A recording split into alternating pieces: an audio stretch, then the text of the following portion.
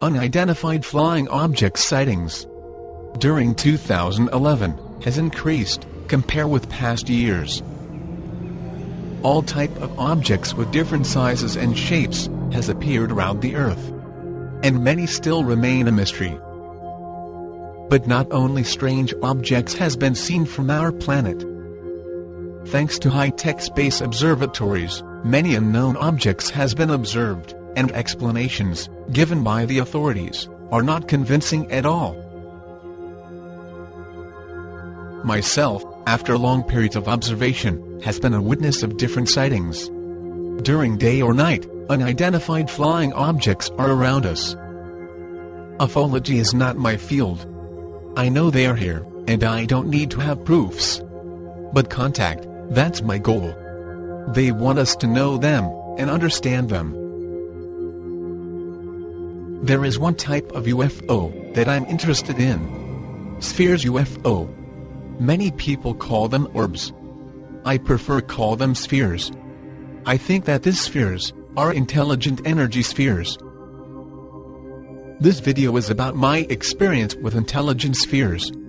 They are not new to me, and some of them, neither to you. During this year, 2011, there has been many sightings of spheres UFO. Some of them documented, and others just a picture. As usual, most were dismissed as weather balloons or Chinese lanterns. From Ecuador to China and United States, these spheres UFO has been seen during day and night. 2 cases has been documented, and videos of the events shown their strange configuration. In January of 2009, a research team from Open Minds paid a visit to photographer Arturo Robles Gil at his home in Mexico City, Mexico.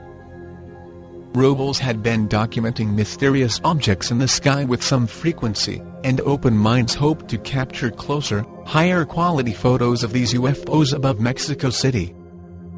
Next, some cuts of this interesting document.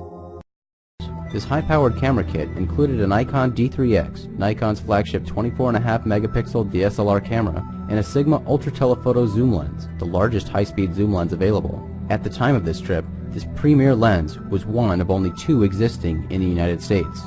Just as I was about to give in to my waning interest, I was jolted with adrenaline when I heard Robles shout, "I see something!" I followed the direction of his pointed finger, but could see nothing with my naked eyes. The object was barely visible with the assistance of binoculars, but it gave us a general direction in which to point our powerful camera lens. Weighing more than 34 pounds and having a length of more than 28 inches, this massive setup is best operated by 2 people. One to control and aim the monstrous lens on the tripod, and one to control the shutter on the camera. I jumped behind the camera, and with the assistance of our team leader, I began searching for the elusive object in the sky.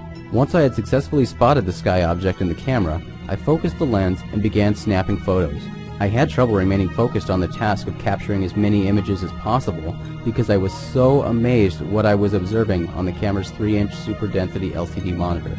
My initial thought was, this might be a weather balloon, but after only a couple seconds, I was convinced otherwise. Even though the object was nearly 20,000 feet away, I could clearly see it on the screen, and the object reminded me of a creature I had seen many times before, not in the sky, but in the sea. I can best describe the characteristics and movements of the object as jellyfish-like. The object was semi-see-through, and it billowed and undulated as it moved.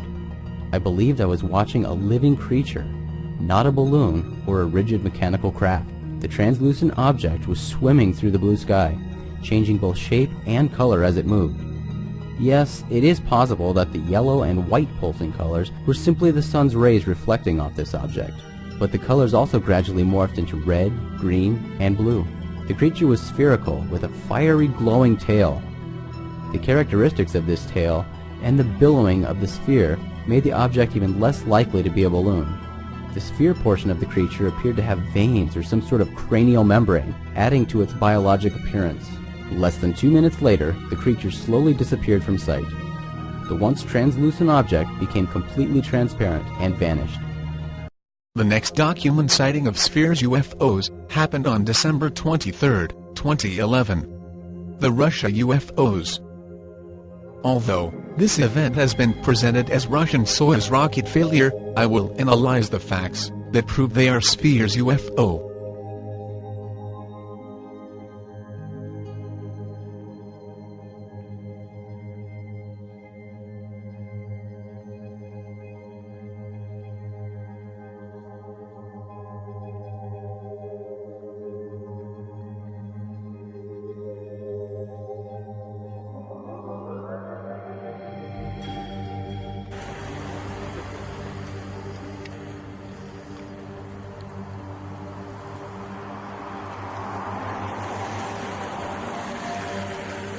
Я не знаю. Только в центре светится здесь, да? Это сегодня будет на НТВ. Вообще без понятия. Смотри, какая здоровая. Свечение, да?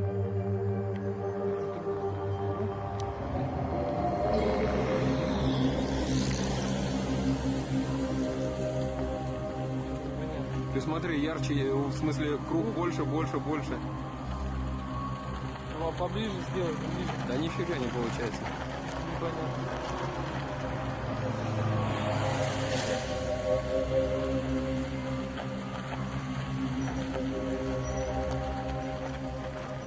Это вообще непонятно.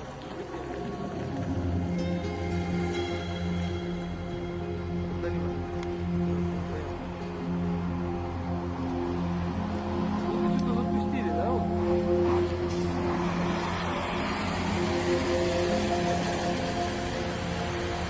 Ну, движется же.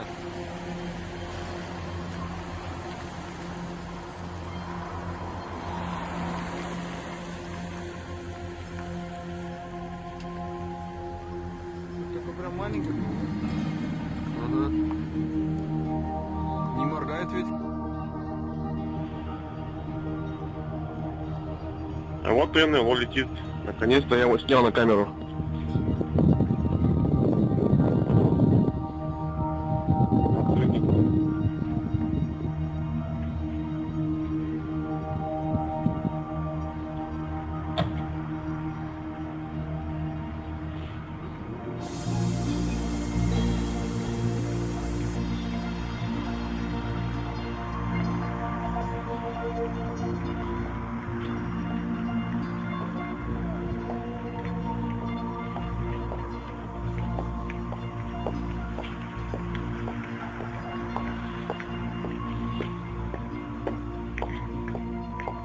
Вот, летит. Я сам не знаю, что летит. А? Явно, что не звезда летит, что ли? Явно, что не звезда летит. Быстро идет, да? Ну, сейчас за гору сядет. Вот такая фигня, вот уже не первый раз вижу я. Я тоже видел, такая. Бывает, моргает, да? А. Я вот тоже видал такой быстро, да? Что это? Ну, это явно не наш. Не космический. Ну. Я сейчас смотрю, думаю, нифига себе, что летит. Там у вас. Ну вот у нас того, там поднялась выше и сюда пошла. НЛО. Там звезда по центру.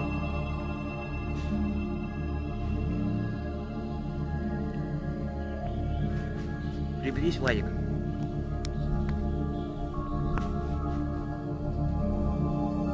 Охуеть. Это в натуре НЛО какое-то. Охуеть. Владик, мы звезды. Оно увеличивается.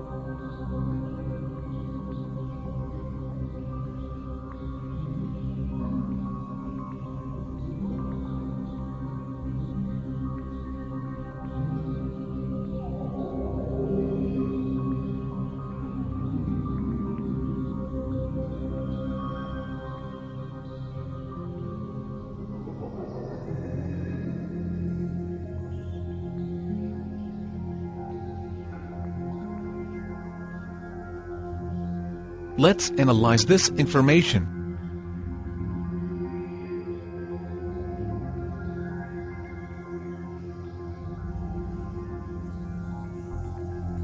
The satellite was launched at 4:11 p.m. Moscow time, December 23, 2011, from Plesetsk Spaceport.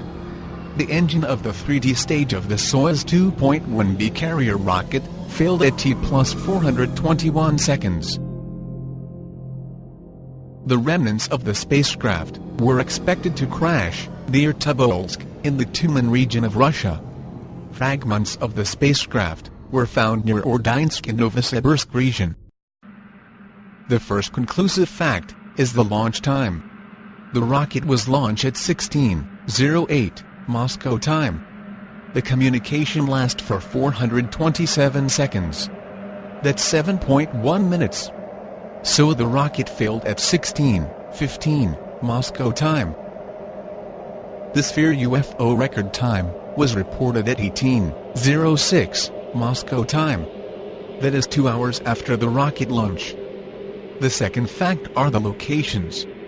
The rocket was launched in Plesetsk, at 1,600 kilometers from the UFO sighting. The rocket failed near Tobolsk, 600 kilometers far. And the remains fell near Ordynsk, 1,200 kilometers away. And the third conclusive facts are the videos itself. This is a video of a second Russian rocket failing in December 24, 2011. This is the way space debris enter the atmosphere, like a meteorite. This fuel rocket failed when a Soyuz rocket was taking 3 cosmonauts to the International Space Station. The 3 arrived safe at the ISS.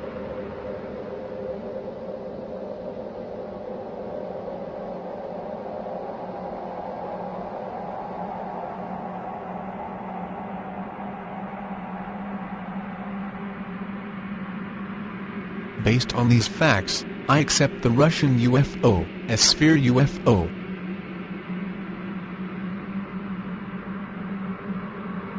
The following material is an unpublished media. In May 2011, I traveled to a previously determined place in the Arizona desert, where a UFO's activity has been sighted. In an area where many reports are been made, I met some of my followers that admit that a UFO activity has been held for some time.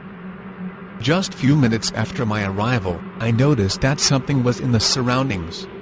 Without losing time, I set up my high-speed camera. After some minutes of doing the recording, I checked the video and I found what I've seen before. Spheres were moving around us at subsonic speed. These spheres cannot be seen at naked eye. The only way to detect them is with a high-speed digital camera. I set up the speed at only 16 frames per second and waited for the results. The sky was full of the spheres. They were moving so fast that I could barely saw them in the video.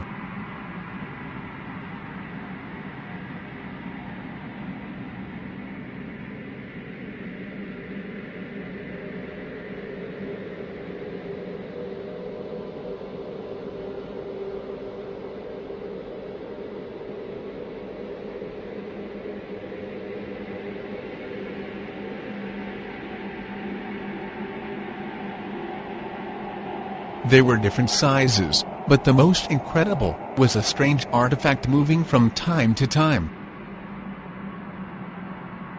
Having confirmed that, positively, there was activity, we proceed to wait for the nighttime, when the photographic conditions were better. The nights at the Arizona desert are splendid. With no moonlight or pollution to interrupt the view, the sky was full of millions of stars. At the ground level, the obscurity was total. No more than few feet of light, thanks to our flashlights. The pictures at this level confirmed strong activity of moving spheres. This picture was taken using regular flash. At a first view, there are no more than half of a dozen of moving spheres. When I changed the histogram to improve the blacks and white, the results were remarkable. More than 50 moving spheres of every sizes. If you want to know why this picture is so important, you have to know that the average speed of the flash is 1/1000th of a second. That means that these spheres are moving at a higher speed of 1/1000th of a second. Do you know something that moves at this speed? In this exposure, I marked with a red dot every moving sphere. There are more than the ones I marked, but the resolution of the picture is at the limit. The majority of the spheres looks that they are moving up. But what happened up? Why are they moving up? As I said before, the night sky in Arizona was amazing. Thousands of white dots were shining, like a sparkling fire. This photo was taken in the Atacama Desert in Chile. As you can see, the Orion constellation can barely be observed, mixed with thousands of stars that surround it.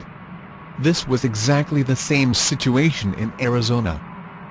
In the next pictures, my main consideration was to capture known constellations as Big Dipper, Orion Belt and others. This is not the first time that I take these pictures. This Orion Belt was taken from California in December 2010, and this one in Florida in 2011. This was the first picture of the Arizona night sky. I wanted to take the Big Dipper. At first view, I could not see the stars. But something was there. When I changed the histogram to enhance the color's light, this is what I got. A huge sphere was in front of me, but I could not see it. But the high resolution of the camera captured it. This sphere was translucent, because I could see the stars behind it. This sphere was not solid. It was formed of billions of the small spheres, coming from the ground. The small spheres were coming in and out by millions.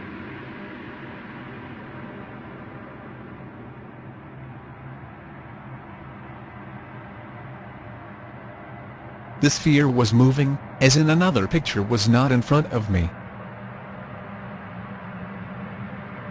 This time, only smalls and medium spheres were moving up and down.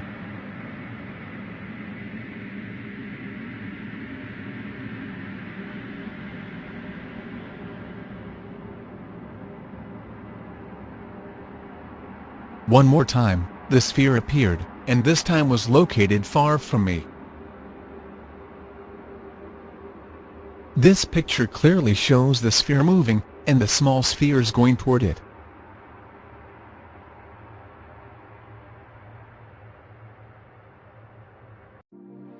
This was the final photo of this event. And the most impressive.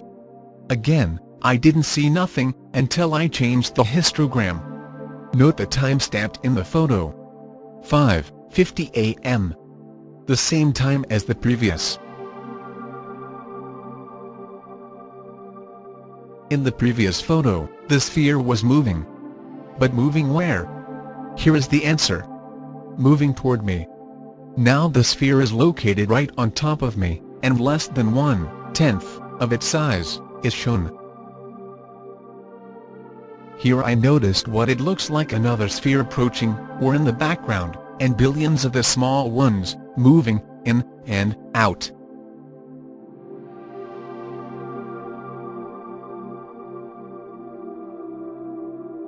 What was another mystery to me, was the speed of the sphere. It took to me to take another picture, less than 5 seconds. And in that time the sphere moved from where it was, up to the top of my head. Today, I'm still impressed of what happened that night.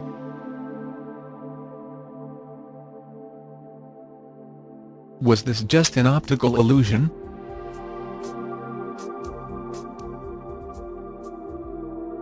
Was it a photographic aberration? It is just my imagination?